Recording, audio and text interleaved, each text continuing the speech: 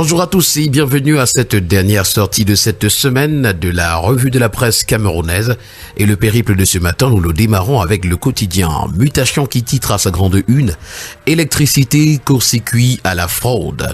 C'est le ministre de l'Eau et de l'Énergie qui annonce une opération coup de poing dès le 15 mars prochain dans les ménages et les industries dans le but d'assainir le secteur et réduire les pertes commerciales évaluées à plus de 60 milliards de francs CFA par an dans le service public de l'électricité. Cette campagne s'inscrit dans le contexte de la renationalisation des néos, nous renseigne ce matin à la page 7.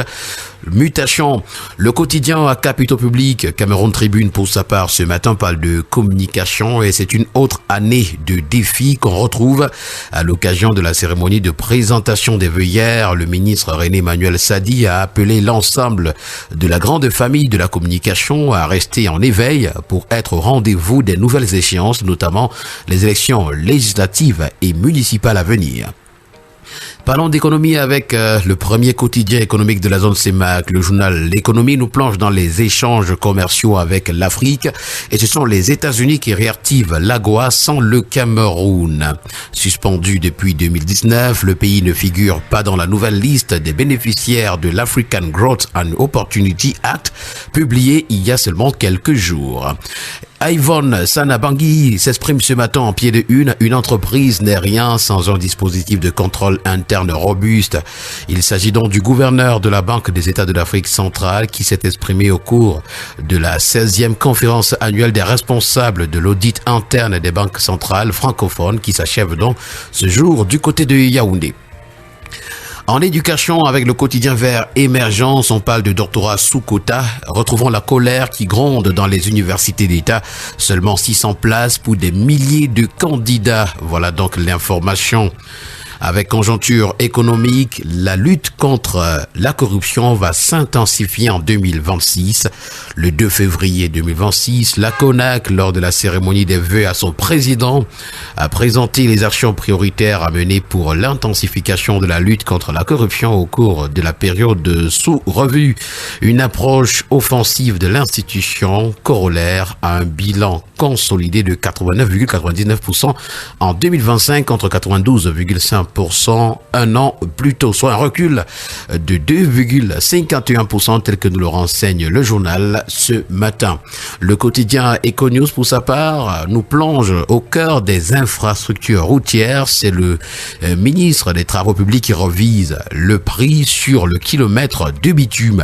Et d'après le commentaire que fait pour nous ce matin le journal, confronté à des tensions de trésorerie qui brident l'investissement public, Yaoundé opère un changement de paradigme. Le gouvernement divise par deux les coûts de construction routière, imposant au major du BTP une nouvelle norme à 500 millions de francs CFA le kilomètre, une stratégie de survie budgétaire pour tenter de sauver les objectifs du septennat.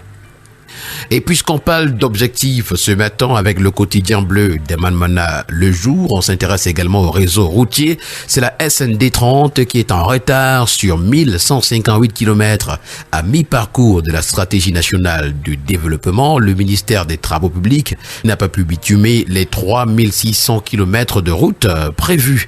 C'est une information à retrouver au complet en parcourant les colonnes du journal. Avec le quotidien d'information républicaine, le drapeau ce matin, on parle de terrorisme et surtout de la balle qui se joue aussi en ligne. La voix des entreprises, pour sa part ce matin, nous présente les entreprises au bord de l'asphyxie financière au Cameroun et la santé financière des entreprises camerounaises montre des signes de fragilité préoccupants. Selon les dernières données publiées par l'Institut national de la statistique, l'INS, les fonds propres des sociétés ont poursuivi leur dégradation en 2024, atteignant un seuil historiquement bas qui alimente les craintes d'une montée des défaillances économiques. En santé et avec la fonction publique, on revient ce matin sur le recrutement lancé de 920 personnels de santé. L'information est à retrouver en parcourant les colonnes du quotidien Info Plus Santé. Le quotidien d'information générale et d'enquête, Le Témoin, pour sa part, parle de transition énergétique. Retrouvons l'alerte rouge de l'ITI sur l'opacité des revenus extractifs ce matin dans les colonnes de Le Témoin et avec Telegram News, l'hebdomadaire d'information stratégique et de lobbying. retrouvant les raisons pour lesquelles ils veulent abattre Cyrus Ngor dans l'affaire du scanning au port autonome de Douala. Et d'après le commentaire que fait pour nous Telegram News, le directeur général du port autonome de Douala, qui a mis en déroute Bolloré, même dans les tribunaux français, qui a neutralisé les Libanais de Kanaboua, Dézingué, Atou et compagnie, a toujours agi pour préserver les intérêts du Cameroun. Chacune de ces décisions a eu l'aval du Conseil pour l'intérêt supérieur de la nation. Le temps lui donnera raison sur l'élargissement souhaité du SGS, nous renseigne le journal. Et nous terminons avec ce rebondissement brandi à la grande une du quotidien L'Info à chaud. Le parti d'Issa Tiroma participera aux prochaines élections. Une information à retrouver en page 5. Et puis en haut de une, s'agissant de SGS, René Sadi confirme qu'il est le PCA.